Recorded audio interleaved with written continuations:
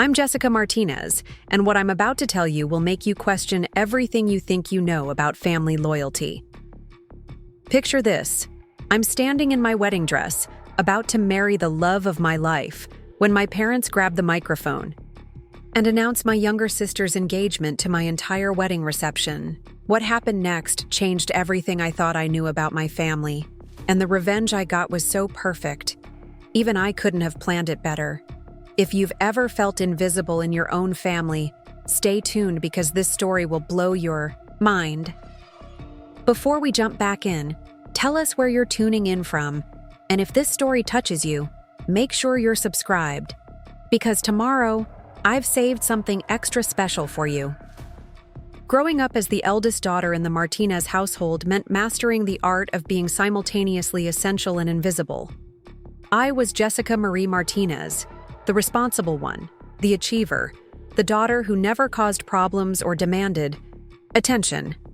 While my younger sister Isabella danced through life with the effortless grace of someone who knew she was beloved, I carved out my identity through determination and quiet excellence.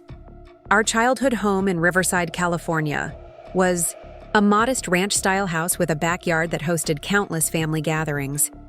My parents, Carmen and Roberto Martinez, had immigrated from Guadalajara when I was 3 years old, carrying dreams of prosperity and the unwavering belief that hard work would secure their daughters' futures.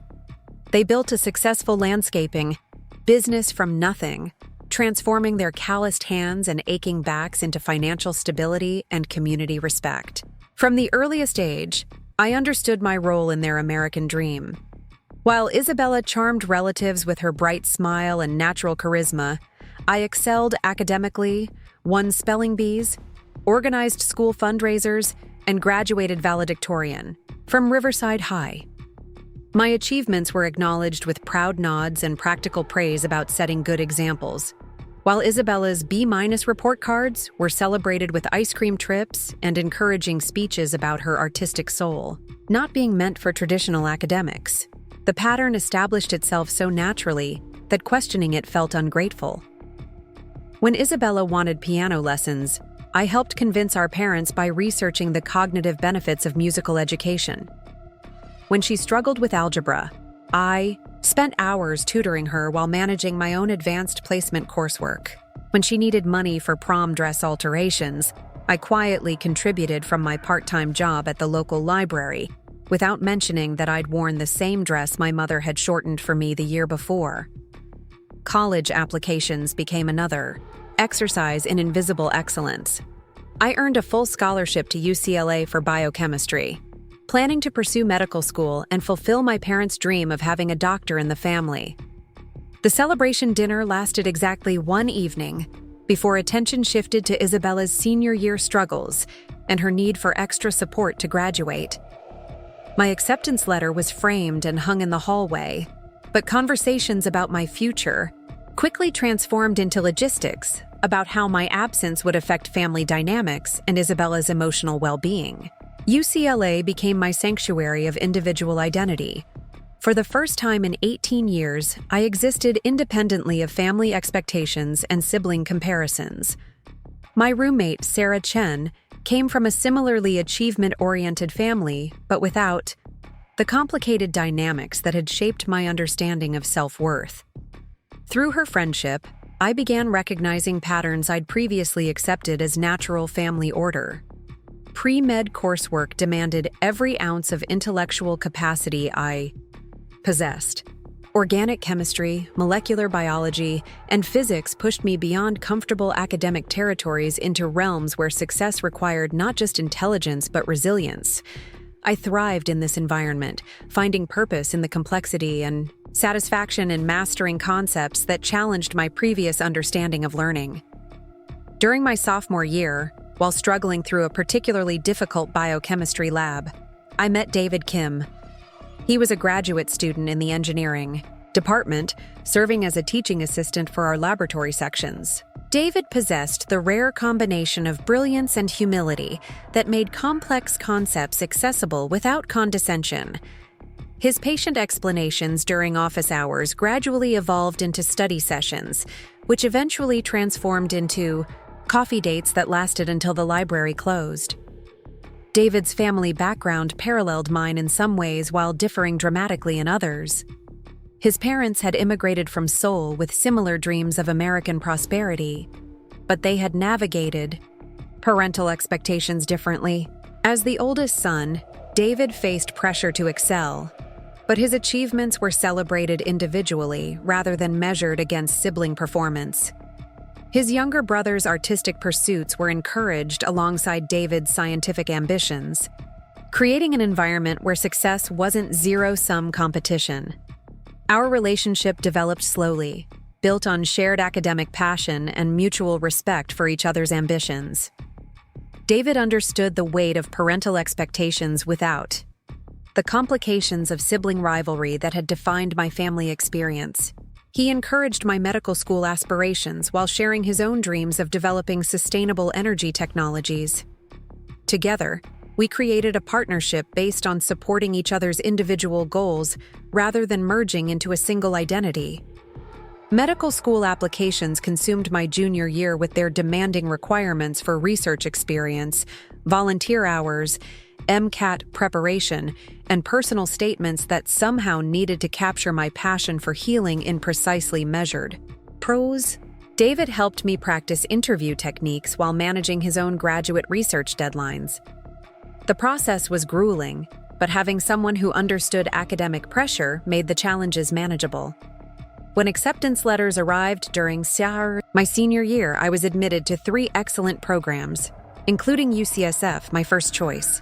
The celebration with David was intimate and meaningful, marked by quiet dinner at our favorite restaurant near campus and discussions about how we would navigate the geographic challenges of his graduate program at Stanford and my medical studies in San Francisco.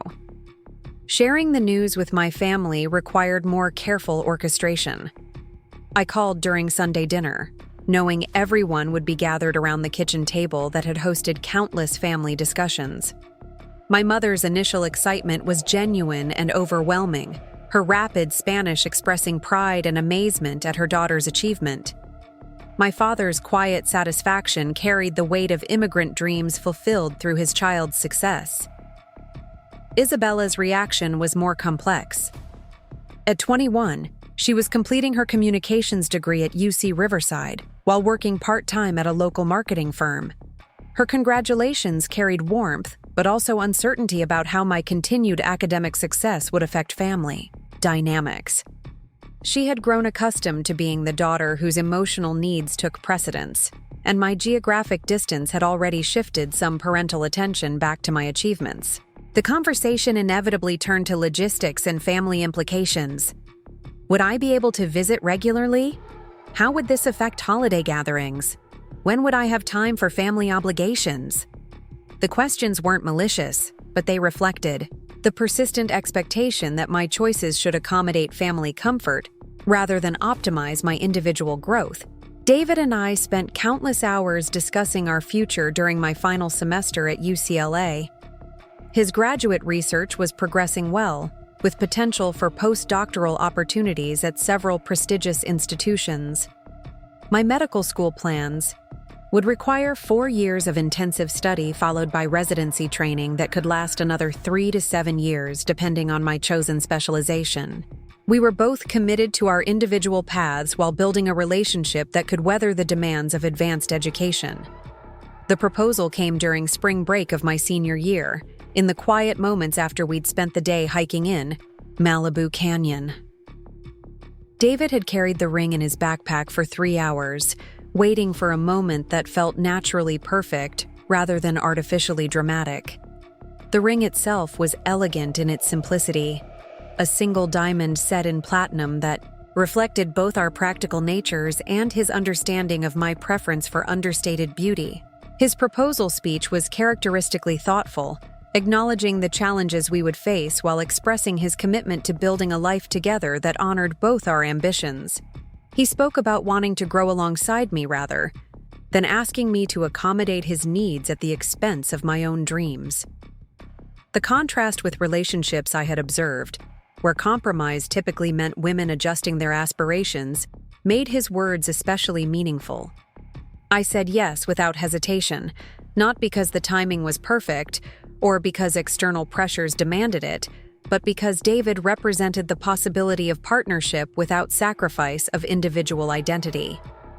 We celebrated quietly that evening, sharing dinner and discussing practical considerations like timeline, budget, and how to integrate two demanding careers with marriage. Sharing our engagement news with both families required strategic consideration. David's parents received the announcement with warm approval and immediate questions about wedding planning logistics. They expressed excitement about gaining a daughter-in-law while respecting our individual academic commitments. Their response felt balanced and supportive without imposing expectations about immediate grandchildren or career modifications. My family's reaction proved more complicated to navigate. The initial excitement was genuine, with my mother immediately beginning mental preparations for wedding planning and my father expressing approval of David's character and prospects. However, the conversation quickly shifted to concerns about timing, location, and family involvement in ways that felt familiar and somewhat overwhelming. Isabella's response included congratulations, mixed with subtle competitiveness about wedding planning and attention distribution.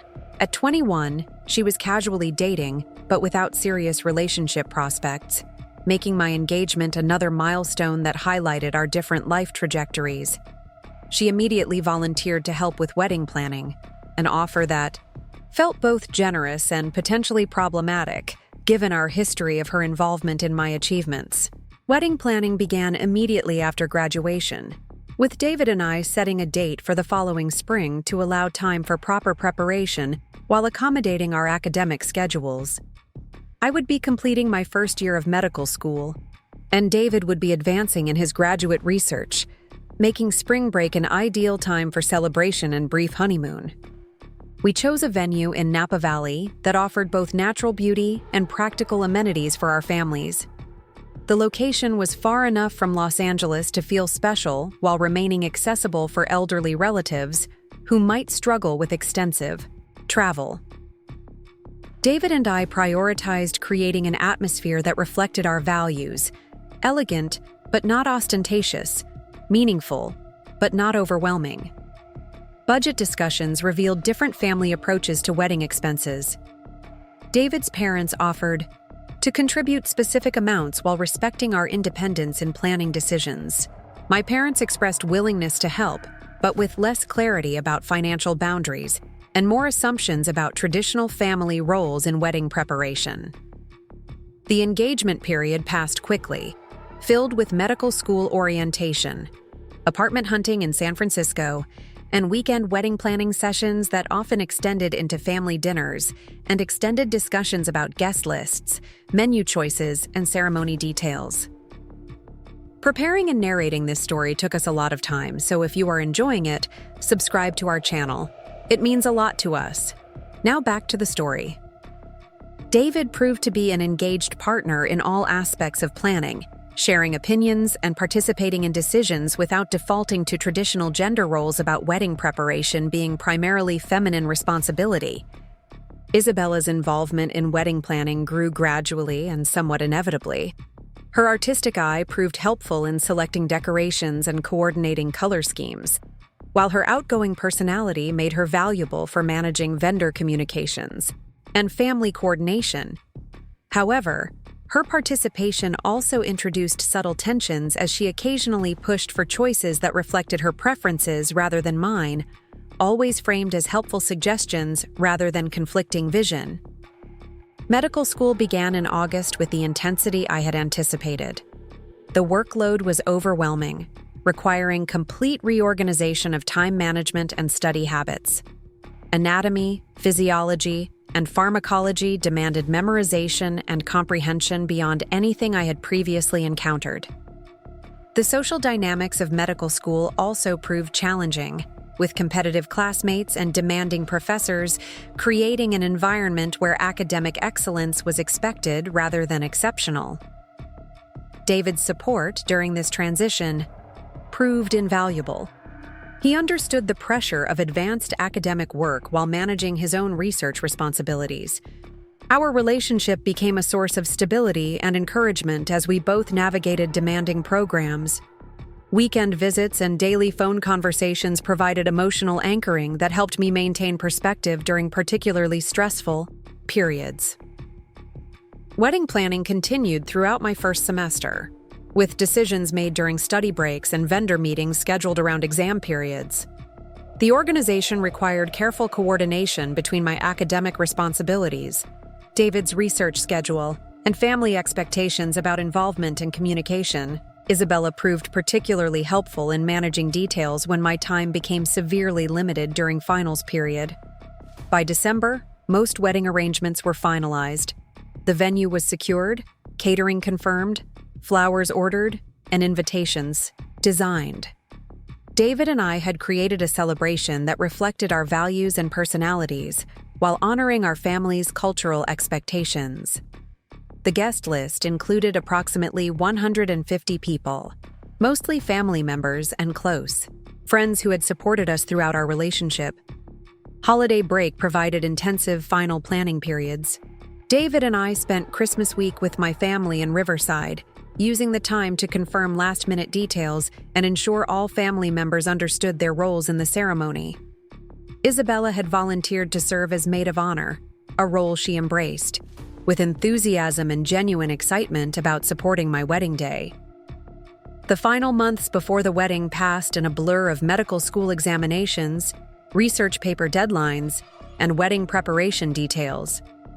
David successfully defended his thesis proposal, advancing to candidacy in his doctoral program. I completed my first-year medical school requirements with grades that positioned me well for competitive residency programs. Our individual academic successes reinforced our confidence in building a marriage that supported both our professional ambitions. Final wedding preparations intensified as the date approached. Dress fittings, rehearsal dinner planning, and coordination of out-of-town relatives required careful attention to detail and diplomatic management of various family expectations. Isabella proved instrumental in handling many logistics, allowing me to focus on medical school obligations while ensuring wedding preparations proceeded smoothly. The rehearsal dinner, held the evening before our wedding at a charming restaurant in downtown Napa, brought together both families in a celebration that felt warm and genuinely joyful. Toasts from parents, siblings, and close friends reflected the love and support that had sustained David and me through our academic challenges. Isabella's speech as maid of honor was particularly touching, expressing pride in my achievements and excitement about welcoming David into our family. That night, staying in separate hotel rooms according to tradition, I felt profound gratitude for the life David and I were about to begin together. Our relationship had weathered the challenges of demanding academic programs while growing stronger, through mutual support and shared values. The wedding day would mark not just a celebration of our love, but the formal beginning of a partnership built on respect, equality, and commitment to each other's individual growth. I fell asleep visualizing the ceremony, imagining the moment when David and I would exchange vows we had written together, promising to support each other's dreams while building a shared future. The anticipation was overwhelming in the best possible way, representing years of careful planning and the beginning of everything we had worked toward together. What I couldn't have anticipated was how dramatically the next day would unfold, revealing family dynamics I had never fully understood and testing every assumption I had made about love, loyalty, and the meaning of family support. The wedding day that was supposed to be about David and me would become something entirely different, exposing truths that would change my understanding of my family forever. The morning of March 15th dawned with the kind of perfect California weather that seemed designed for outdoor celebrations. Sunlight streamed through the hotel windows as I woke to my phone buzzing with good wishes from friends and family members who couldn't attend but wanted to share their excitement for the day ahead. Isabella arrived early with coffee and pastries, her energy infectious as she helped coordinate the morning timeline. Her presence felt supportive and sisterly in the best possible way, reminding me of the moments in our childhood when competition gave way to genuine affection and mutual support. She had always been beautiful, but that morning she seemed to radiate happiness that felt directed toward my joy rather than competing with it. The bridal suite at the venue became a hub of activity as my bridesmaids arrived for hair and makeup appointments. Sarah, my college roommate and closest friend, served as the voice of calm organization, ensuring everyone stayed on schedule while maintaining the relaxed atmosphere I had requested. My cousins Maria and Sophia added laughter and family warmth, their presence connecting the day to childhood memories of family celebrations. Hair and makeup proceeded smoothly, with each bridesmaid's look coordinated to complement the overall aesthetic David and I had envisioned. Isabella looked stunning in the deep burgundy dress we had selected, her dark hair styled in elegant waves. That perfectly framed her face. She seemed genuinely excited about her role in the ceremony, frequently checking that I had everything I needed and offering to handle any last-minute details. My wedding dress hung in the corner of the suite, a vision of ivory silk and delicate lace that had required months of fittings to achieve the perfect silhouette. When I finally stepped into it, with Isabella carefully fastening the dozens of tiny buttons along the back, I felt transformed into the bride I had always imagined becoming. The dress represented not just the culmination of wedding planning, but the physical manifestation of dreams about partnership and future that David and I had spent years building together. Photography began early, capturing candid moments of preparation alongside formal portraits. The photographer, a recommendation from David's family, had an intuitive sense for meaningful moments, documenting the genuine emotions of the morning rather than forcing artificial poses. Isabella proved to be a natural in front of the camera, her expressive face and graceful movements adding beauty to every shot. Meanwhile, David was preparing with his groomsmen in a separate suite, following a similar timeline of final preparations and photography. His best man, his brother Michael, had arrived from Seattle the previous day, bringing with him stories of David's graduate school adventures and warm wishes from extended family members who couldn't travel for the celebration. The groomsmen included David's closest friends from Stanford and my brother Carlos, whose inclusion had meant a great deal to both our families. Final preparations included reviewing ceremony timing with our wedding coordinator, confirming that all vendors had arrived and were setting up according to plan, and managing the inevitable small crises that accompany any large event. Isabella proved invaluable during this period, handling communication with various family members and ensuring that everyone understood their roles in the ceremony processional. The ceremony location was a garden terrace overlooking rolling vineyards, decorated with white roses and greenery that complemented the natural beauty of the landscape. Guest seating faced an archway covered in climbing jasmine, where David and I would exchange vows with the Napa Valley spreading behind us like a painting. The setting exceeded even our most optimistic expectations, creating an atmosphere of natural elegance that felt both intimate and celebratory. Guest arrival began an hour before the ceremony, with family members and friends gathering in the I Die cocktail area adjacent to the garden terrace. The atmosphere was festive and warm, with conversations flowing easily between David's family and mine, creating the kind of intergenerational celebration we had hoped to achieve. Elderly relatives found comfortable seating while children played quietly under the supervision of designated family members. From the bridal suite, I could hear the sounds of gathering celebration, the laughter and conversation that indicated our loved ones were enjoying themselves while anticipating the ceremony. Isabella periodically provided updates about guest arrivals and any family dynamics that required attention, her report suggesting that everything was proceeding according to plan. 30 minutes before the ceremony, I had a private moment with my parents in the bridal suite. My mother, elegant in navy blue silk, expressed her pride and joy with tears that threatened to ruin her makeup. My father, distinguished in his rented tuxedo, offered quiet words about his gratitude for David and his confidence in our future together. The moment felt sacred and meaningful, a blessing from the people who had sacrificed so much to provide opportunities for their daughters. Isabella, stepped out to give us privacy during this family moment, but returned as the ceremony time approached to help with final details. She adjusted my veil, ensured my bouquet was perfect, and offered the kind of sisterly support that reminded me why I had chosen her as maid of honor, despite our complicated history. In that moment, she seemed genuinely focused on my happiness, rather than any personal agenda. The processional began with the bridesmaids walking slowly down the aisle to classical guitar music David and I had selected together. From the doorway of the bridal suite, I could see our guests rising to their feet, their faces reflecting anticipation and joy. Isabella walked with particular grace, her smile radiant as she took her place at the altar. My father offered his arm, and together we stepped into the garden for the processional that would bring me to David and the beginning of our married life.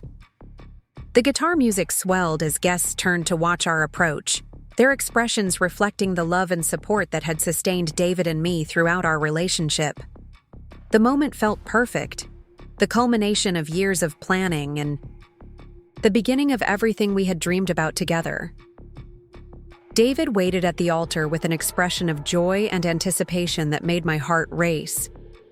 He looked handsome and confident in his black tuxedo, his smile growing wider as my father, and I approached.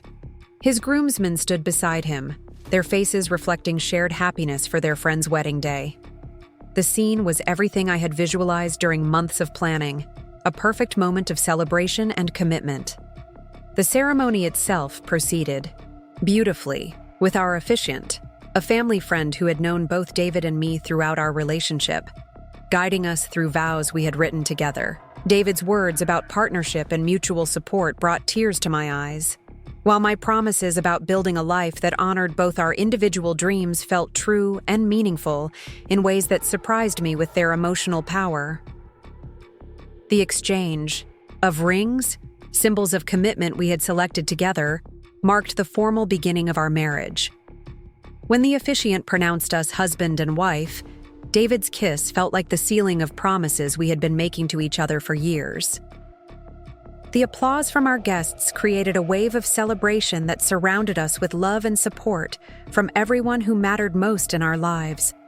The recessional was a blur of joy and congratulations as David and I walked back down the aisle as a married couple. Guests threw rose petals and rice, creating a shower of celebration that felt magical and symbolic. Isabella beamed as she followed us down the aisle, her happiness appearing genuine and focused on our joy rather than any personal considerations. Cocktail hour began immediately after the ceremony, giving guests time to celebrate while David and I completed formal photography with our families. The photographer captured numerous combinations of relatives and friends, creating formal records of the day alongside the candid moments that had been documented throughout the morning.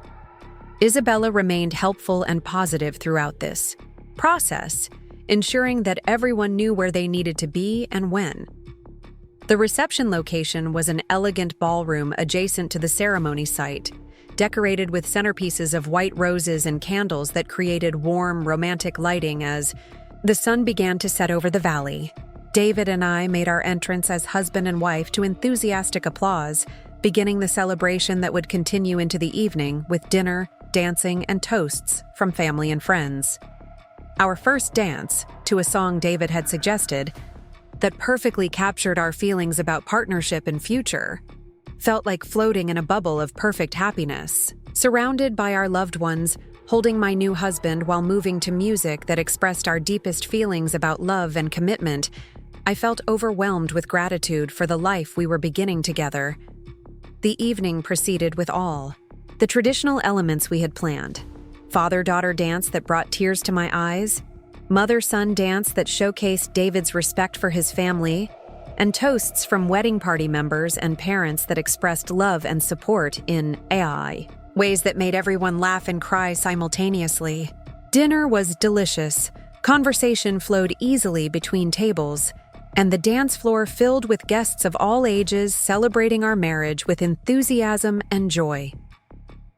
Isabella danced with various family members and friends, her energy adding to the festive atmosphere while remaining appropriately focused on David and me as the center of attention. As the evening progressed, I felt increasingly grateful for every decision David and I had made in planning this celebration.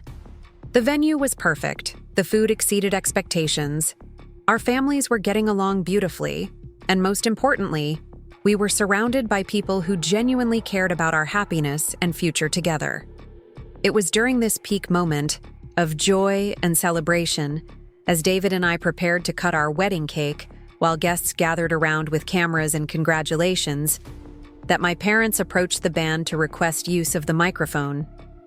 I assumed they wanted to offer a final toast or acknowledgement, perhaps sharing appreciation for everyone who had traveled to celebrate with us.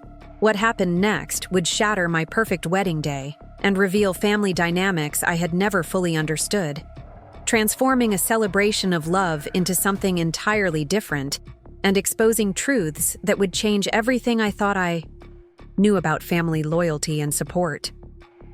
The microphone crackled to life as my father's voice filled the reception hall, immediately commanding the attention of every guest. David and I paused with the cake knife halfway to the pristine white fondant, our smiles frozen as we turned toward the unexpected interruption. The room fell silent, except for the soft clinking of champagne glasses being set down on tables decorated with white roses that suddenly seemed too bright under the warm lighting. Ladies and gentlemen, thank you for joining us in celebrating Jessica and David's beautiful union, my father began, his voice carrying the slight accent that became more pronounced when he was emotional or nervous. Carmen and I are overwhelmed with joy to see our eldest daughter so happy with such a wonderful man. Relief washed over me as I assumed this was simply an impromptu parental toast, perhaps inspired by the champagne and the magical atmosphere of the evening.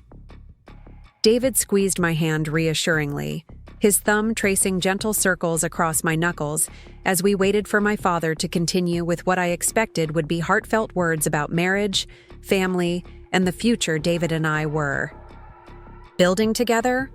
However, my father continued, his tone shifting in a way that made my stomach tighten with unexplained apprehension. Tonight has brought our family even more reason to celebrate. Carmen and I have been blessed with another announcement that we simply cannot contain any longer. The room remained attentively silent, but I felt David's grip on my hand tighten slightly as we both sensed something unexpected approaching. Isabella stood near the head table, her expression unreadable in the soft lighting, while my mother moved to stand beside my father with a smile that seemed too bright, too rehearsed for the spontaneous moment this was supposed to represent. "Isabella, mija, come here," my mother called, gesturing for my sister to join them near the microphone. Isabella moved forward with graceful steps that seemed almost choreographed, her burgundy dress flowing elegantly as she approached our parents. The movement felt deliberate rather than surprised, as if she had been anticipating this moment rather than being caught off guard by an unexpected announcement. A cold realization began forming in the pit of my stomach as I watched Isabella take her place beside our parents, her left hand prominently displayed as she moved. The diamond ring that caught the reception lighting was not the simple band she had worn earlier during the ceremony preparations. This was an engagement ring, substantial and sparkling, that definitely had not been present during our morning preparations or the ceremony itself. "Our Isabella has also found her soulmate," my father announced, his voice growing stronger with enthusiasm. "Tonight, during this beautiful celebration of love, she has accepted a proposal from her boyfriend Marcus, and they are engaged to be married." The reception hall erupted in surprised murmurs and scattered applause as guests processed this unexpected announcement. Isabella beamed beside our parents, holding up her left hand to display the engagement ring that sparkled under the reception lighting. The diamond was impressive, clearly expensive, and obviously recently placed on her finger since I had definitely not noticed it during any of our wedding day preparations. My mind reeled as I tried to process what was happening. Isabella had been dating Marcus for approximately 8 months, a relationship that had seemed casual and uncommitted based on our conversations throughout my wedding planning period. She had never mentioned marriage discussions, engagement possibilities, or any indication that their relationship had progressed to such a serious level of commitment. More disturbing was the timing and presentation of this announcement. My wedding reception was not the appropriate venue for sharing someone else's engagement news, regardless of family relationships or spontaneous romantic developments. The decision to commandeer my wedding celebration for Isabella's announcement felt deliberate and inconsiderate in ways that made my chest tighten with hurt and confusion. David's professional composure remained intact, but I could feel his tension through our joined hands as he maintained his smile, while processing the same uncomfortable realization that our wedding reception had been transformed into a platform for someone else's romantic milestone. His training in diplomatic social situations served him well, but I knew him well enough to recognize his carefully controlled expression as barely contained frustration. "Let's hear from the happy couple," my mother suggested, stepping aside to allow Isabella access to the microphone. Marcus appeared from somewhere in the crowd, moving toward Isabella with a confidence that suggested he had been prepared for this moment, rather than surprised by spontaneous romantic inspiration during someone else's wedding celebration. Marcus Thompson was a real estate developer Isabella had met through her marketing firm, a successful professional in his early 30s who had impressed my parents with his financial stability and social connections. He was undeniably handsome and charming, with the kind of easy confidence that came from professional success and social privilege. However, his relationship with Isabella had never seemed particularly deep or emotionally intimate based on my observations during family gatherings. "Thank you so much for allowing us to share this incredible moment with all of you," Isabella said into the microphone, her voice carrying the practiced sweetness she had perfected for social situations. "When Marcus proposed earlier today, we realized there was no better way to celebrate our engagement than surrounded by family and friends who are already gathered to honor the power of love." Earlier today. The words hit me like a physical blow as I realized the full scope of what had occurred. Isabella had become engaged on my wedding day and had deliberately concealed this information throughout our entire morning of preparation, ceremony, and reception, until this orchestrated announcement could steal focus from David and me during our celebration. "Jessica and David's beautiful wedding reminded me how much I want to spend my life with Isabella," Marcus added, taking the microphone with practiced ease. "Being surrounded by so much love and commitment inspired me to take the next step in our relationship. I couldn't wait another day to make Isabella my fiancée." The romantic narrative was perfectly crafted for the audience, but the underlying manipulation was becoming increasingly clear to me. This announcement had been planned and coordinated, not spontaneous or inspired by wedding day emotions. Isabella's seamless transition to center stage, Marcus's prepared remarks, and my parents' obvious complicity in orchestrating this moment all pointed to deliberate calculation rather than impulsive romance. Guests responded with appropriate enthusiasm, applauding and offering congratulations, while Isabella and Marcus basked in the attention that had been redirected from David and me to their newly announced engagement. The energy in the room shifted, completely, with conversations turning to engagement details, wedding planning possibilities, and excited speculation about timeline and venue preferences. I stood frozen beside the uncut wedding cake, still holding the knife that had been intended for our ceremonial cake cutting, watching my sister accept congratulations that should have been directed toward David and me on our wedding day. The surreal nature of the situation made it difficult to process appropriate responses or determine how to reclaim focus for our own celebration.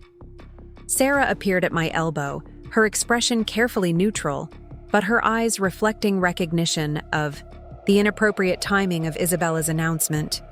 As my closest friend and maid of honor, she understood the significance of what had occurred and the impact it was having on my wedding reception. Her presence provided subtle support without drawing additional attention to my obvious discomfort. "How lovely," Sarah murmured quietly, her tone carrying enough diplomatic ambiguity to serve as either genuine congratulation or subtle sarcasm depending on interpretation. What timing? David maintained his composure admirably, offering appropriate congratulations to Isabella and Marcus when they approached us after finishing their impromptu engagement announcement. His professional training in managing difficult social situations served him well, allowing him to express happiness for them while subtly attempting to redirect attention back to our wedding celebration. "Congratulations to both of you," David Urar said warmly, embracing Isabella and shaking Marcus's hand with apparent sincerity. "This is definitely a day for celebrating love and commitment. Perhaps we should continue with our cake cutting so we can all toast to multiple happy couples." His diplomatic suggestion was perfectly reasonable, attempting to acknowledge Isabella's announcement while returning focus to our wedding festivities. However, the momentum of excitement around the engagement news had already shifted the reception's energy away from David and me towards speculation about Isabella's wedding plans and timeline. "Oh, we absolutely don't want to interrupt your celebration," Isabella replied, her words expressing appropriate deference while her actions continued, commanding attention from surrounding guests. "Please continue with your cake cutting. We're just so happy to share this moment with everyone." The contradiction between her stated intention and actual behavior was stark. While claiming not to want interruption, she remained prominently positioned near the cake table, accepting congratulations and answering questions about engagement details. Her presence naturally drew continued attention away from David and me toward her own romantic milestone. Marcus proved equally skilled at maintaining attention while expressing appropriate deference to our wedding celebration. He answered questions about proposal details, engagement timeline, and preliminary wedding ideas while theoretically supporting our attempt to resume cake-cutting festivities. The performance was socially acceptable, while being practically devastating to our receptions. Focus. My parents beamed with pride as guests approached them with congratulations about having 2 recently engaged daughters.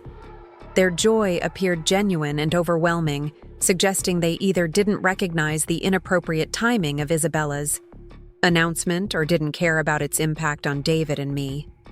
The latter possibility was more disturbing than simple social obliviousness. 2 weddings to plan, I heard my mother telling relatives excitedly. What a blessing to have both daughters engaged and planning their futures with wonderful men. The casual equivalence between my marriage, which had occurred that very day after months of careful planning, and Isabella's engagement, which had been announced as a surprise during my reception, felt minimizing and hurtful. David and I had already completed our wedding, yet somehow Isabella's engagement was receiving equal or greater attention and excitement from our family. The cake cutting proceeded with significantly reduced fanfare as guests remained focused on discussing engagement details with Isabella and Marcus. Photographers captured the traditional moment of David and me feeding each other cake, but the symbolic significance felt diminished by the competing celebration occurring simultaneously around Isabella's announcement. Dancing resumed after dinner, but conversations throughout the reception remained dominated by speculation about Isabella's wedding plans, timeline preferences, and venue considerations. Our carefully planned celebration had been transformed into a launching pad for discussions about someone else's romantic future, despite our investment of time, money, and emotional energy in creating this event. I found myself in the surreal position of receiving congratulations about Isabella's engagement during my own wedding reception. Well-meaning relatives and family friends approached me with excitement about having 2 weddings to anticipate, asking whether Isabella and I were planning to coordinate our celebrations or compete for dates and venues. "It must be so exciting to have your sister get engaged on your wedding day," guests commented repeatedly, apparently interpreting the timing as romantic coincidence rather than problematic appropriation of our celebration. What are the chances of 2 sisters finding love so close together? My responses became increasingly strained as I attempted to maintain appropriate social graciousness while processing my growing hurt and frustration.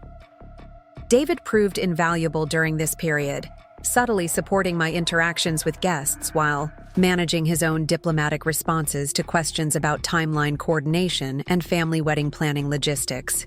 The most painful moment came when Isabella approached me during a brief lull in the congratulations parade, her expression combining excitement with what appeared to be genuine affection. She seemed oblivious to the impact her announcement had on my wedding reception, interpreting my subdued responses as overwhelmed happiness rather than hurt confusion. "Jess, can you believe it?"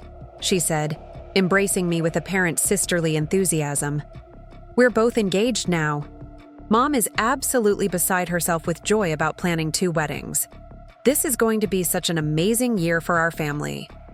Her excitement appeared authentic, which made the situation even more confusing and painful. Isabella seemed genuinely happy about sharing this milestone during my wedding celebration, as if the timing enhanced rather than diminished the significance for both of us. Her interpretation of events suggested either complete social obliviousness or a fundamentally different understanding of appropriate behavior. "When did this happen?" I asked, attempting to gather information about the timeline and circumstances of her engagement. "You didn't mention anything during our morning preparations."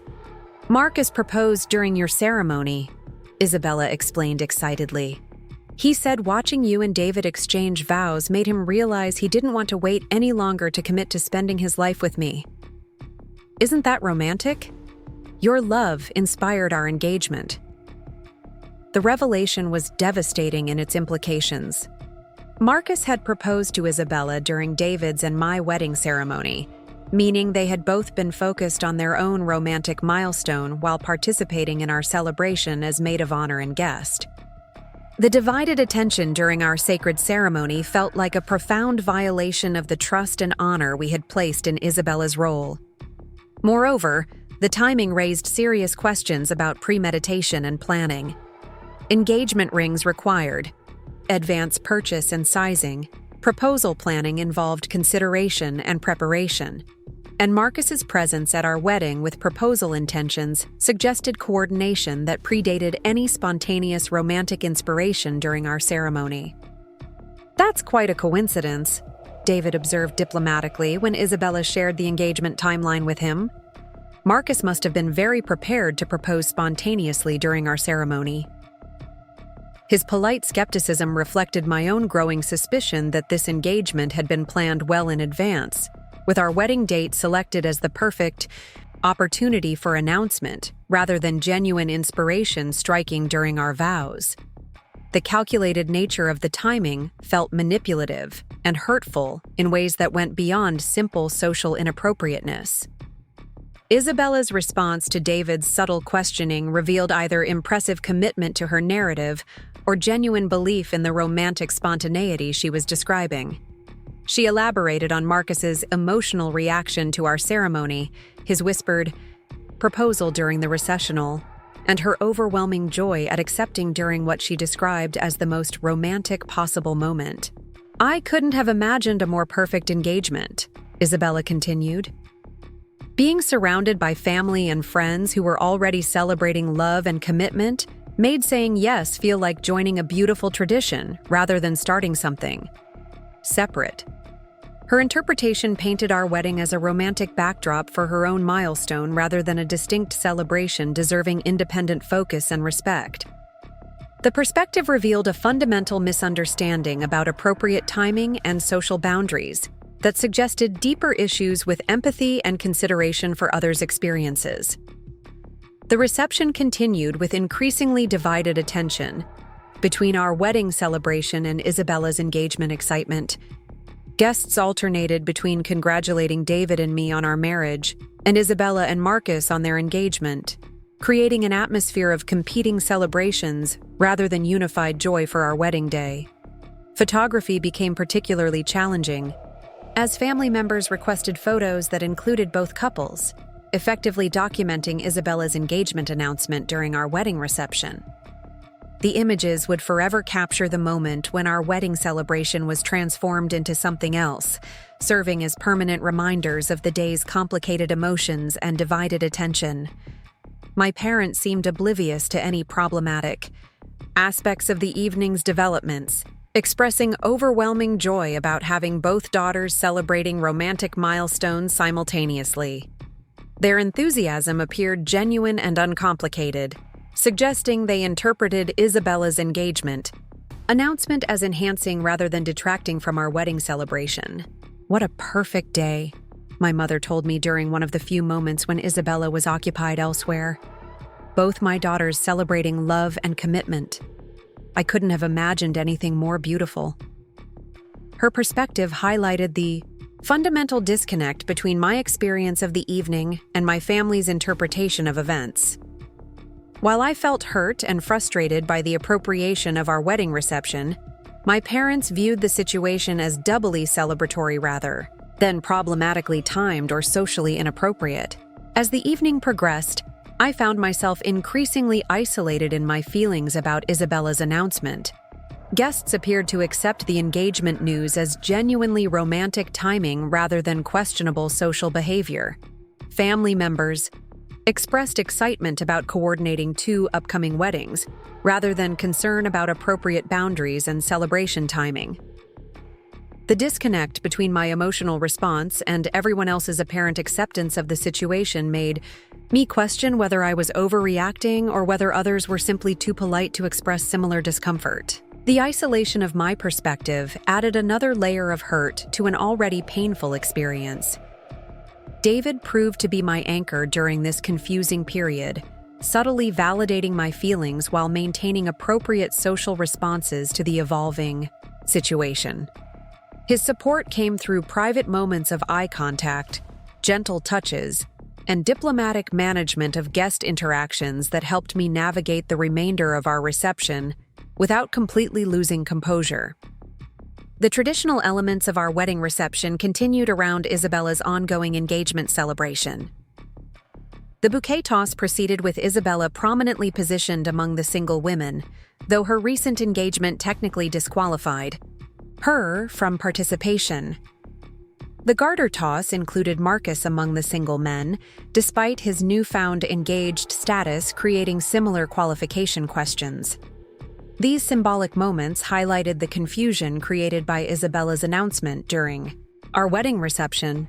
Traditional wedding activities designed to celebrate our marriage and wish luck to unmarried guests became complicated by the presence of a newly engaged couple whose status change had occurred during our celebration. Dancing continued throughout the evening, with Isabella and Marcus frequently at the center of attention as guests approached them for engagement details and congratulations. Their presence on the dance floor naturally drew focus away from David and me, transforming our wedding reception into a preview celebration for their upcoming wedding planning process. The most surreal moment occurred during the traditional last dance, typically reserved for the married couple as a romantic conclusion to their wedding celebration. Isabella and Marcus joined us on the dance floor, effectively creating a double celebration that divided attention during what should have been an intimate moment between David and me as newlyweds.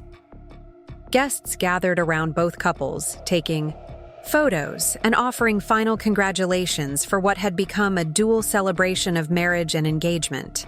The symbolic significance of our last dance as a married couple was diluted by the competing focus on Isabella and Marcus's newly announced engagement, creating confusion about whose celebration was being concluded. As the reception wound down and guests began departing, the congratulations and well wishes directed toward David and me became increasingly mixed with excitement about Isabella's engagement and speculation about her upcoming wedding plans. Our wedding day had been transformed into the launching point for discussions about someone else's romantic future. The cleanup process revealed the full scope of how completely our wedding reception had been overshadowed by Isabella's announcement. Conversations among departing guests focused primarily on engagement timeline speculation, venue preferences for Isabella's wedding, and excitement about attending another family celebration in the near future. David and I retreated to our honeymoon suite exhausted and emotionally drained by an evening that had begun as our perfect wedding celebration and ended as something entirely different. The transition from overwhelming joy during our ceremony to confusion and hurt during the reception created emotional whiplash that neither of us had anticipated or prepared to handle. Sitting in our hotel room, still wearing our wedding attire but feeling disconnected from the celebration we had spent months planning, David and I attempted to process what had occurred during our reception. The events felt too surreal and inappropriate to believe. Yet we had both witnessed and experienced every uncomfortable moment of divided attention and competing celebrations. "I can't believe that actually happened," David said quietly, loosening his tie and sitting heavily in the armchair beside our hotel room window. "I keep thinking I must have misunderstood something about the timing or the announcement." His confusion mirrored my own struggle to comprehend how our wedding reception had been transformed into a platform for Isabella's engagement announcement. The calculated timing and coordinated presentation suggested deliberate planning rather than spontaneous romantic inspiration, yet the alternative implications were too painful to fully accept. "She said Marcus proposed during our ceremony," I reminded him, my voice barely above a whisper, as I processed the full implications of that timeline. They were both thinking about their own engagement while participating in our wedding. The violation of trust felt profound and personal in ways that went beyond simple social inappropriateness.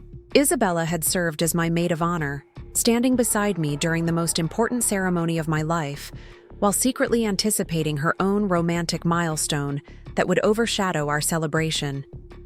David rose from his chair and crossed to where I sat on the edge of our honeymoon suite bed, still wearing the wedding dress that had felt so perfect earlier in the day, but now seemed heavy and confining. He knelt beside me, taking my hands in his with the gentle concern that had drawn me to him throughout our relationship. "I'm sorry this happened to us," he said softly, his eyes reflecting the same hurt and confusion I was experiencing. "You deserve to have your wedding day be completely about us, without competing celebrations or divided attention." His validation of my feelings provided enormous relief after hours of questioning whether my emotional response was appropriate, or whether I was overreacting to what others seemed to interpret as romantic coincidence. David's perspective confirmed that our experience had been genuinely problematic rather than simply unfortunate timing. Together, we began the process of removing our wedding attire, each garment carrying memories of the day's complicated emotions, rather than pure joy we had anticipated feeling as newlyweds. The physical act of changing clothes felt symbolic of transitioning away from the confusion of our reception toward beginning our married life together, despite the challenging circumstances. As I hung my wedding dress in the hotel closet, I caught my reflection in the full-length mirror and barely recognized the exhausted, emotionally drained woman looking back at me. The bride who had felt radiant and confident earlier in the day had been replaced by someone who felt uncertain and hurt by family dynamics she was only beginning to understand. The evening had revealed aspects of my family relationships that I had never fully recognized or acknowledged. Isabella's willingness to announce her engagement during my wedding reception suggested a level of self-centeredness or competitive behavior that went beyond simple sisterly rivalry into territory that felt genuinely hurtful and manipulative. My parents' enthusiastic support for Isabella's announcement timing indicated either complete social obliviousness or a fundamental prioritization of her emotional needs over mine, even during my own wedding celebration. Both possibilities were disturbing and suggested family dynamics that required serious reconsideration and boundary establishment. David proved to be exactly the partner I had hoped to marry, providing emotional support and validation during our first hours as husband and wife, despite the challenging circumstances that had complicated our wedding celebration. His response to the evening's events reinforced my confidence in our marriage, even as it highlighted problems within my family relationships. As we finally settled into bed in our honeymoon suite, emotionally exhausted but committed to focusing on our new marriage rather than the day's disappointments, I realized that Isabella's engagement announcement had accomplished something unintended. It had revealed the strength of my partnership with David and the importance of establishing healthy boundaries with family members who didn't respect appropriate social limitations. The honeymoon would provide time and distance to process the full implications of our wedding day experiences while beginning our married life together in an environment free from family drama and competing celebrations. Whatever challenges lay ahead in addressing Isabella's behavior and my parents' response, David and I would face them as a united couple with clear understanding of our priorities and boundaries. The honeymoon in Maui should have been the perfect beginning to our married life, but instead it became a period of processing the emotional aftermath of our wedding day while trying to salvage what remained of our celebration. David and I spent our first morning as husband and wife on the beach, watching the sunrise over the Pacific Ocean and attempting to reclaim some sense of joy from what should have been the happiest day of our lives. The tropical paradise surrounding us felt almost mocking in its perfection, a stark contrast to the complicated emotions we were both carrying from the previous day's events. David suggested we focus on being present in our honeymoon rather than dwelling on Isabella's inappropriate announcement. But the hurt and confusion weren't easily dismissed by beautiful scenery and romantic settings. I keep replaying the moment when she took the microphone, I admitted as we walked along the pristine white sand, our feet sinking into the warmth while waves lapped gently at the shore. The look on her face wasn't surprised or spontaneous. She knew exactly what was going to happen. David nodded thoughtfully, his hand finding mine as we navigated the emotional landscape of our first day as a married couple. His analytical mind was working through the same details that had been bothering me since the announcement occurred, trying to piece together the timeline and coordination that had made such a calculated interruption possible. The ring alone must have required weeks of planning, he observed quietly. Custom sizing, selection, purchase arrangements. Marcus didn't decide to propose yesterday morning and somehow acquire a perfect engagement ring by evening. His logical assessment confirmed what my instincts had been telling me since witnessing Isabella's seamless transition to center stage during our reception. The engagement announcement had been meticulously planned and deliberately timed to coincide with our wedding celebration, transforming our special day into a platform for their own romantic milestone. We spent hours discussing the implications and motivations behind Isabella's behavior, trying to understand how someone could justify such calculated manipulation of a family celebration. David's perspective as an outsider to our family dynamics proved invaluable in helping me recognize patterns of behavior that I had normalized throughout my childhood. "Has Isabella always been competitive with your achievements?" he asked as we shared lunch at a beachside restaurant, the conversation continuing despite our attempts to focus on honeymoon romance. This level of attention-seeking suggests long-standing issues rather than isolated poor judgment. Reflecting on our shared history, I began recognizing a pattern of behavior that had escalated gradually over the years. Isabella had always found ways to redirect attention to herself during my significant moments, but I had attributed this to normal sibling rivalry rather than deliberate manipulation. Her engagement announcement represented the culmination of decades of competitive behavior that had reached new levels of inappropriate timing.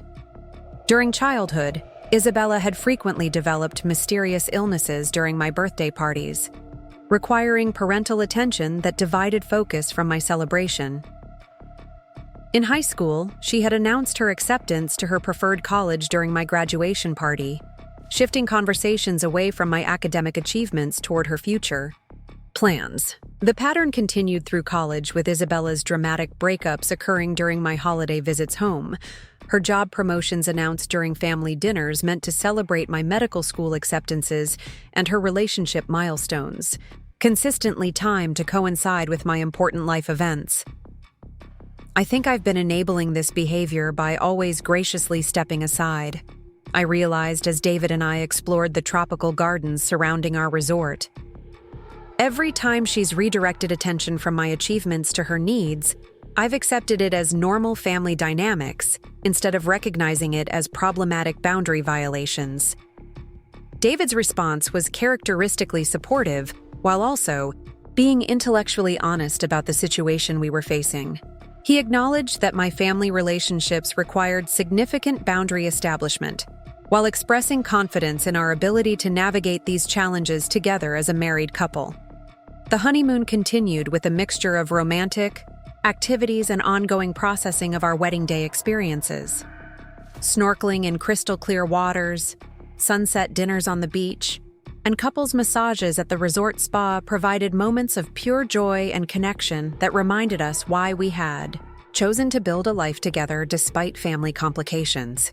However, the shadow of Isabella's engagement announcement continued affecting our honeymoon experience in ways that felt both frustrating and sad. Phone calls from family members congratulating us on our marriage inevitably included equal or greater enthusiasm about Isabella's engagement and questions about coordination between our celebrations. "Your mother called 3 times yesterday," David informed me after returning from a solo morning run while I had slept in, exhausted by the emotional processing of recent events. Twice about Isabella's wedding planning timeline and once to ask if we'd consider postponing our planned house hunting so Isabella could have first choice of venues. The request was so outrageous that I initially thought David was exaggerating or misunderstanding my mother's communication. The suggestion that David and I should delay establishing our married life together to accommodate Isabella's wedding planning preferences revealed a level of favoritism and boundary confusion that exceeded even my previous understanding of family dynamics. "She can't be serious," I said, sitting up in our honeymoon suite bed and reaching for my phone to call my mother directly. "We're not postponing our life plans so Isabella can have wedding venue priority." The conversation with my mother proved even more disturbing than David's summary had suggested. Carmen Martinez had indeed called to suggest that David and I delay our planned house hunting and home purchase timeline to avoid competing with Isabella's venue selection process and wedding. "Planning logistics. Mija, you have to understand how overwhelming this is for Isabella," my mother explained when I expressed disbelief at her request. "She's never planned a wedding before, and having to coordinate around your timeline is adding unnecessary stress to what should be a joyful experience." The implication that our marriage planning and home purchase timeline should accommodate Isabella's wedding preparation schedule was so fundamentally inappropriate that I struggled to formulate a response. David and I had been engaged for over a year, had planned our wedding for months, and were legitimately beginning our married life together with normal milestone activities. "Mom, we're not coordinating our marriage timeline around Isabella's engagement," I stated firmly, my voice carrying a tone of authority that surprised both of us. She announced her engagement during our wedding reception. "We're not adjusting our life plans to accommodate her wedding preparation." My mother's response revealed the depth of favoritism and boundary confusion that had shaped our family dynamics for decades. She expressed genuine surprise at my unwillingness to modify our plans for Isabella's convenience, as if such accommodation was a reasonable expectation rather than an outrageous request. "I don't understand why you're being so selfish about this," she continued, her voice carrying disappointment and confusion. "Isabella needs family support right now, and you've always been so understanding about making adjustments for family. Harmony." The conversation crystallized years of pattern recognition into clear understanding of how my accommodating nature had been systematically exploited to prioritize Isabella's needs over my own throughout our shared childhood and adult relationships.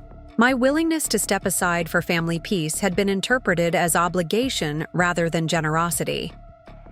David observed this phone conversation with growing concern, listening to my mother's requests and my increasingly firm responses with the perspective of someone who understood healthy family boundaries and appropriate relationship expectations.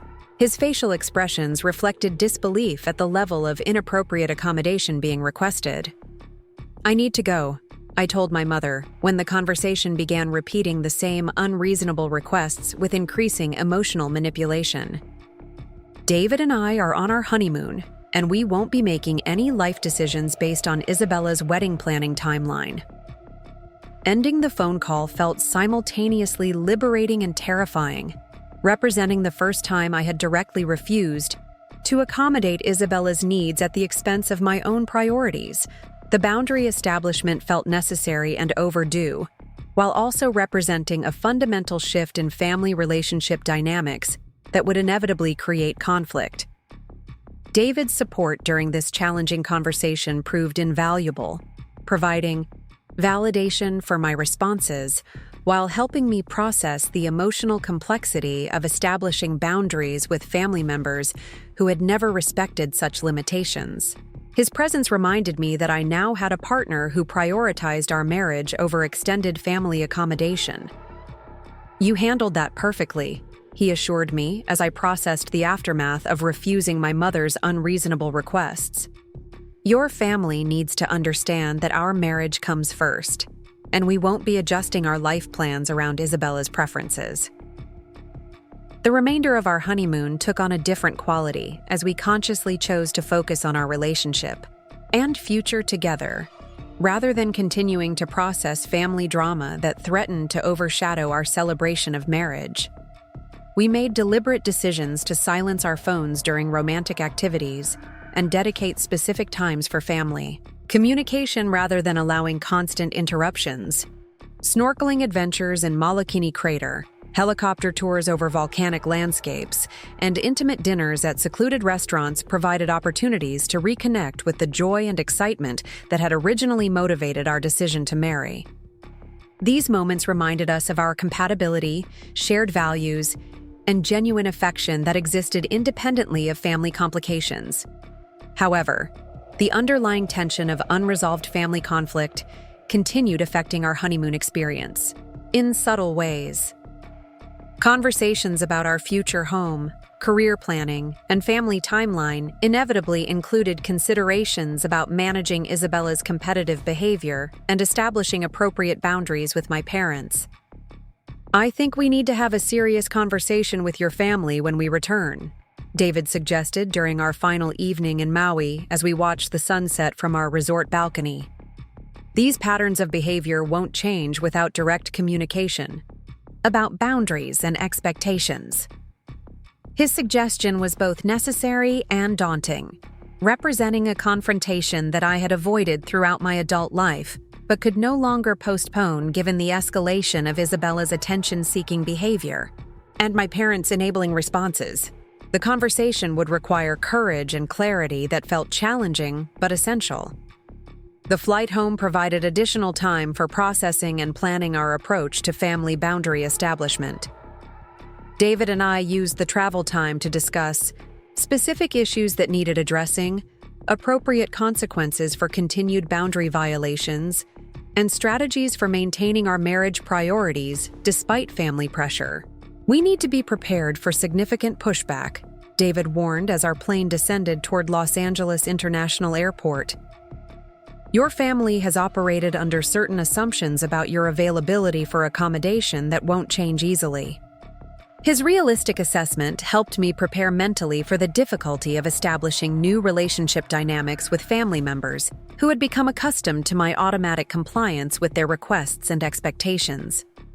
The process would require sustained commitment to our marriage priorities over family peace. Returning to our apartment felt like entering a different world after the tropical paradise of our honeymoon and the emotional intensity of processing family dynamics. Normal life resumption included unpacking wedding gifts, writing thank you notes, and beginning the house hunting process we had planned before Isabella's engagement announcement complicated our timeline.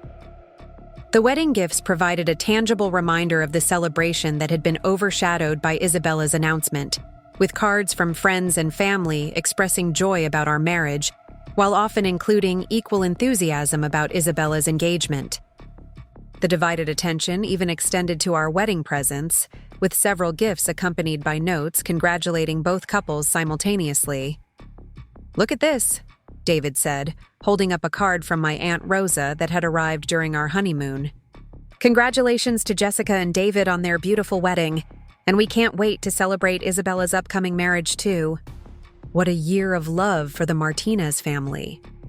The pattern of treating our marriage and Isabella's engagement as equivalent celebrations continued even in our private correspondence, reinforcing the impression that our carefully planned wedding had been successfully transformed into a launching pad for discussions about Isabella's romantic future.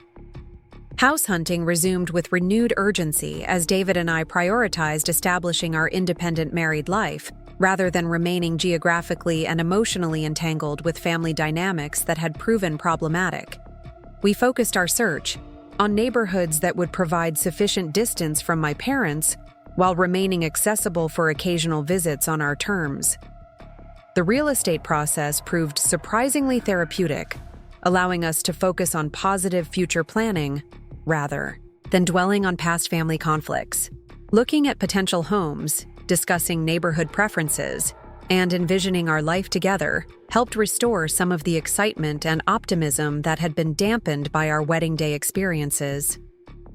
"I love that this house has a dedicated office space for both of us," I commented as we toured a craftsman-style home in Pasadena that seemed perfect for our needs and budget. We could both work from home when necessary without interfering with each other's productivity.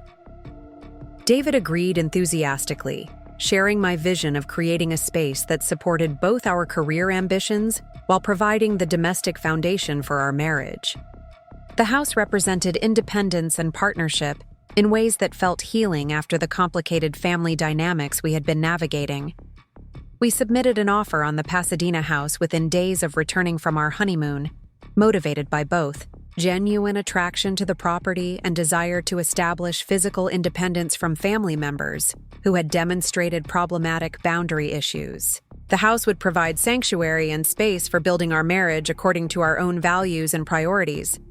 However, even our house hunting process became complicated by family involvement when my mother called to express concern about our choice of neighborhood and timeline for home purchase. Her objections centered around distance from the family home and potential impact on availability for Isabella's wedding planning assistance. "Pasadena is so far from home," she complained when I shared news of our pending offer. "How will you be able to help with Isabella's wedding preparations if you're living across town? She's going to need her sister's support during this stressful time." The assumption that my housing decisions should be based on accessibility for Isabella's wedding planning assistance was so fundamentally inappropriate that I found myself laughing at the audacity of the suggestion. The expectation that my marriage and home purchase should accommodate my sister's convenience revealed the extent of boundary confusion within our family system. "Mom, David and I are choosing our home based on our needs and preferences," I explained, firmly practicing the boundary establishment that would be necessary for maintaining our marriage priorities. "Isabella's wedding planning is not a factor in our housing decisions." The conversation became increasingly tense as my mother expressed disappointment and confusion about my unwillingness to consider family obligations in our major life decisions. Her perspective suggested that my marriage should function as an extension of family availability, rather than an independent partnership with separate priorities and boundaries. David's presence during this phone conversation provided crucial support and validation for my responses, while demonstrating the united front we would need to maintain when establishing boundaries with family members. His subtle nods and encouraging expressions helped me maintain firmness despite emotional manipulation attempts. The house purchase proceeded smoothly despite family objections, with David and I closing on our Pasadena home within 6 weeks of returning from our honeymoon. The process of moving into our first married home together provided exactly the positive focus and collaborative activity we needed to restore some joy to our early marriage experience. Decorating and furnishing our new home became an exercise in creating space that reflected our shared values and individual personalities, while establishing physical and emotional distance from family dynamics that had proven problematic. Each room represented a deliberate choice about the environment we wanted to create for our marriage. "I love how peaceful this feels," David commented as we sat in our newly furnished living room, surrounded by boxes but beginning to see the vision of our shared domestic life taking shape. "It feels like home in a way that's completely separate from all the family drama." His observation captured exactly what I had been hoping to achieve through our move to Pasadena. The house provided sanctuary and independence while remaining close enough for occasional family interaction on our terms, rather than constant availability for accommodation and boundary violations. However, Our peaceful domestic establishment was interrupted within weeks by escalating pressure from Isabella and my parents regarding wedding planning assistance and family obligation fulfillment. Phone calls, text messages, and unexpected visits increased in frequency as Isabella's wedding preparations intensified and my availability became less automatic. "Jessica, I really need your help choosing between these two venues," Isabella announced during an unscheduled visit to our new home, arriving with binders full of wedding planning materials and apparent expectation of immediate consultation. "You have such good taste, and I trust your opinion more than anyone." The request seemed reasonable on the surface, but the underlying assumption that my time and expertise were automatically available for Isabella's wedding planning represented exactly the boundary violations we had moved to avoid. Her unannounced arrival and expectation of immediate assistance demonstrated continuing problems with respect for our independence. "I'd be happy to look at your options sometime when we can schedule a convenient time for both of us," I replied diplomatically, attempting to establish boundaries around consultation availability while not completely refusing assistance. "David and I are still settling into our new home, so our schedule is pretty packed right now." Isabella's response revealed her continued expectation that her needs should take priority over our marriage activities and domestic establishment. She expressed surprise and disappointment at my suggestion that wedding consultation should be scheduled rather than immediately available, as if my time belonged to her rather than to my marriage and personal priorities. "I can't believe you're being so difficult about this," she said with the same tone of injured entitlement that had characterized our childhood interactions when I failed to automatically accommodate her preferences. "This is my wedding planning we're talking about. I thought you'd be excited to help." The conversation highlighted the fundamental disconnect between Isabella's expectations and the reality of appropriate sister relationships between married adults. Her assumption that my marriage should function as an extension of availability for her needs rather than an independent partnership revealed the depth of boundary confusion within our family system. David intervened diplomatically, expressing willingness to help with wedding planning while establishing clear parameters around timing and availability that respected our marriage priorities and domestic responsibilities. His approach provided a model for how to offer appropriate assistance without sacrificing personal boundaries. "We'd love to help Isabella with wedding planning," he said warmly, "but we'd need to coordinate schedules since we're both pretty busy with work and getting settled in our new home. Maybe we could set up a regular time each week when we're available for consultation." His suggestion was perfectly reasonable and accommodating while establishing the structure and boundaries that would be necessary for maintaining our marriage priorities during Isabella's wedding planning process. The scheduled approach would allow us to offer support without constant availability and unscheduled interruptions. Isabella's response to David's diplomatic boundary establishment revealed her fundamental misunderstanding of appropriate family relationship dynamics following marriage. She expressed frustration with the suggestion that her access to my time and assistance should be scheduled rather than automatic, as if marriage hadn't changed the nature of our sibling relationship. The interaction established the pattern that would characterize our family relationships going forward, with David and me presenting a united front in establishing boundaries while Isabella and my parents expressing varying degrees of resistance to the new dynamics that prioritized our marriage over extended family accommodation. As our first months of marriage progressed, the contrast between the peaceful domestic life David and I were building together and the ongoing drama of family boundary negotiations became increasingly stark. Our home represented sanctuary and partnership, while family interactions required constant vigilance and diplomatic boundary maintenance. The experience was teaching us valuable lessons about marriage protection and the importance of establishing independence from family systems that didn't respect appropriate boundaries. While the process was challenging and sometimes emotionally difficult, the strength of our partnership and shared commitment to healthy relationship dynamics provided the foundation we needed to navigate these complex family challenges successfully. The turning point came 6 months after our wedding, when Isabella demanded I serve as her maid of honor after everything that had happened. She arrived at our home with my mother in tow, both expecting automatic agreement to this request despite the unresolved tension from her engagement announcement during our reception. "I know things got complicated at your wedding," Isabella began, settling into our living room as if the conversation was a mere formality. "But you're still my sister, and I need you standing beside me on my special day." The audacity of her request left me speechless momentarily. After hijacking our wedding reception and consistently disrespecting our boundaries, she expected me to participate in celebrating her marriage as if nothing had happened. My mother's expectant expression suggested she viewed my agreement as inevitable family obligation. "Isabella, I can't be your maid of honor," I said calmly, David's supportive presence giving me strength to speak honestly. "Your behavior at our wedding and afterward has damaged our relationship in ways that make such a role inappropriate." The room erupted in shocked protests as both Isabella and my mother expressed disbelief at my refusal. They had clearly anticipated resistance, but not outright rejection of what they considered essential family duty, regardless of personal feelings or relationship dynamics.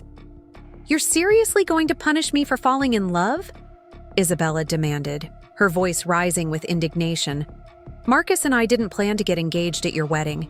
It just happened naturally." Her continued insistence on the spontaneous nature of their engagement, despite all evidence to the contrary, revealed either remarkable commitment to deception or genuine self-delusion about the calculated timing of their announcement. Either way, her unwillingness to acknowledge the hurt she had caused made reconciliation impossible. "This isn't punishment," I replied firmly. "This is me protecting my marriage and mental health by establishing boundaries with family members who don't respect appropriate limits." David stepped forward to support my position, his presence reminding Isabella and my mother that my primary loyalty now belonged to our marriage rather than automatic family accommodation. His diplomatic but firm stance reinforced the united front we had committed to maintaining. The conversation devolved into emotional manipulation attempts as Isabella tearfully described her devastation at losing her sister's support during the most important time of her life. My mother added pressure by expressing disappointment in my selfishness and failure to prioritize family harmony over personal grievances. "This is exactly why we moved to Pasadena," I told them both, recognizing that this confrontation had been inevitable since our boundary establishment began. We needed space from family dynamics that don't respect our marriage or personal autonomy. Isabella's wedding proceeded without my participation, creating a permanent rift in our relationship that proved surprisingly liberating rather than devastating. Her marriage to Marcus lasted exactly 18 months before ending in divorce, amid revelations about his financial irresponsibility and serial infidelity. The irony wasn't lost on me that Isabella's rushed engagement, announced during our wedding reception, had resulted in a failed marriage, while David and I continued building a strong partnership based on mutual respect and appropriate boundaries. Her desperate grab for attention had ultimately cost her the very happiness she had been seeking. My parents eventually acknowledged their role in enabling Isabella's inappropriate behavior, though full reconciliation required years of careful boundary maintenance and gradual trust rebuilding. They slowly learned to respect our marriage independence, while developing more balanced relationships with both daughters. David and I celebrated our 5th wedding anniversary in the same Napa Valley location where we had married, this time without competing announcements or divided attention. The peaceful celebration reminded us how far we had traveled from the complicated emotions of our wedding day toward genuine marital happiness. Looking back, Isabella's engagement announcement during our wedding reception became the catalyst for establishing healthy family boundaries that transformed our relationships for the better. Her attention-seeking behavior inadvertently forced necessary conversations about respect, priorities, and appropriate family dynamics. The experience taught me that protecting marriage requires courage to disappoint family members who don't respect reasonable boundaries. Sometimes the most loving response to manipulative behavior is firm refusal to enable continued dysfunction, even when such refusal creates temporary conflict or permanent relationship changes.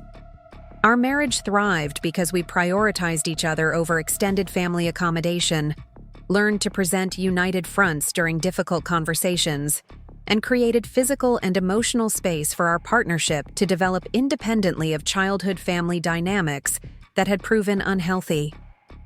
Today, David and I have built exactly the life we envisioned during our engagement period, complete with successful careers, a beautiful home, and recently, our first child. Our daughter will grow up understanding appropriate boundaries and respectful family relationships because we learned to model such behavior despite challenging circumstances. Isabella eventually remarried someone who genuinely valued her, rather than using her for attention or social advancement. Her second marriage appears healthier and more stable, suggesting that her failed first marriage taught valuable lessons about authentic partnership versus performative romance. Sometimes family members steal spotlights because they fear being forgotten or overlooked. Learning to shine your own light independently, rather than dimming it for others' comfort, creates space for everyone to find their appropriate place, without competition or manipulation. The wedding day, that began with devastating family betrayal, ultimately became the foundation for building stronger, more authentic relationships based on mutual respect rather than automatic accommodation. Sometimes the worst moments create opportunities for the most important growth. Up next, you've got 2 more standout stories right on your screen. If this one hit the mark, you won't want to pass these up. Just click and check them out.